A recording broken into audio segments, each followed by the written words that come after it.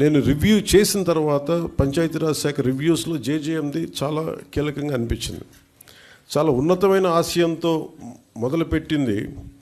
ఎందుకు మనం దీన్ని ముందుకు తీసుకెళ్ళలేకపోయాం అనేది చాలా లోతుగా ఒకసారి అధ్యయనం చేస్తే, అసలు 2019లో కేంద్ర ప్రభుత్వం దీనిని ప్రతి రాష్ట్రాలకి మీకు ఎంతెంత అవసరాలు ఉన్నాయని పర్ క్యాపిటల్ కన్జంప్షన్ ఎంత ఉంటుంది, దానికి ఎంత కావాలి మీకు డబ్బులను అడిగితే ఉత్తరప్రదేశ్ 1,50,000 కోట్లు అడిగింది, మధ్యప్రదేశ్ 83,000 కోట్లు అడిగింది, గుజరాత్ 32,000 కోట్లు అడిగింది, కేరళ 45,000 కోట్లు అడిగింది.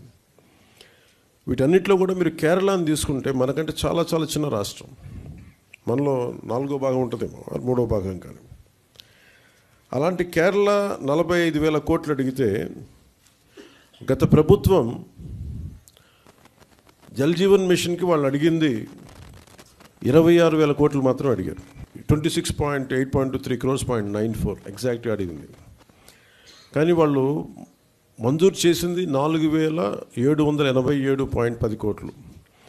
ఇది కూడా దేనికి అని అంటే వీళ్ళు పూర్తిగా డబ్బులు ఇవ్వలేకపోయారు, స్టేట్ షేర్ ఇవ్వలేదు వీళ్ళు. దానివల్ల మనం పూర్తిగా అవైల్ చేసుకోలేకపోయాం. దాంట్లో కూడా మీరు వెళ్ళి చూస్తే బేసిక్గా జల్ జీవన్ మిషన్ మన కేంద్ర ప్రభుత్వం, మనం సిఆర్ పాటిల్ గారి దగ్గరికి వెళ్ళి నేను మాట్లాడితే వాళ్ళందరూ అడిగిందంటే మీ గత ప్రభుత్వం మీరు చేసినవన్నీ చాలా అబ్సర్డ్గా ఉన్నాయి.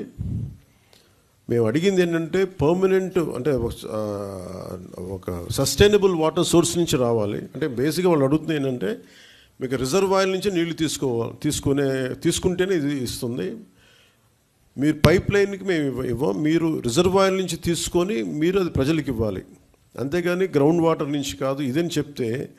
కానీ గత ప్రభుత్వం చేసిందంతా ఏంటంటే మన అడిగిన పర్పస్ ఏంటంటే కేంద్ర ప్రభుత్వం ప్రాజెక్ట్ ఇది రిజర్వాయర్ నుంచే తీసుకోమని చెప్పింది.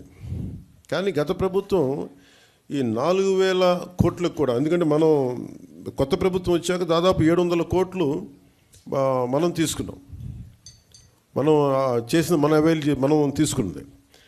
ఇప్పుడు జల్ జీవన్ మిషన్ కింద వాళ్ళు అడిగింది ఏంటంటే మనకున్న దాదాపు 38 మేజర్ సస్టైనబుల్ సోర్స్ రిజర్వాయర్స్ ఉన్నాయి మనకి, వాటికి సంబంధించి 95.44 ట్యాప్ కనెక్షన్స్కి 38 ఈ వాటర్ రిసోర్సెస్ నుంచి సస్టైనబుల్ వాటర్ రిసోర్స్ని తీసుకోమని ప్రతిపాదన ఉంది. కానీ గత ప్రభుత్వం ఏం చేసిందంటే 4,000 కోట్లు కూడా గ్రౌండ్ లెవెల్లో చూస్తే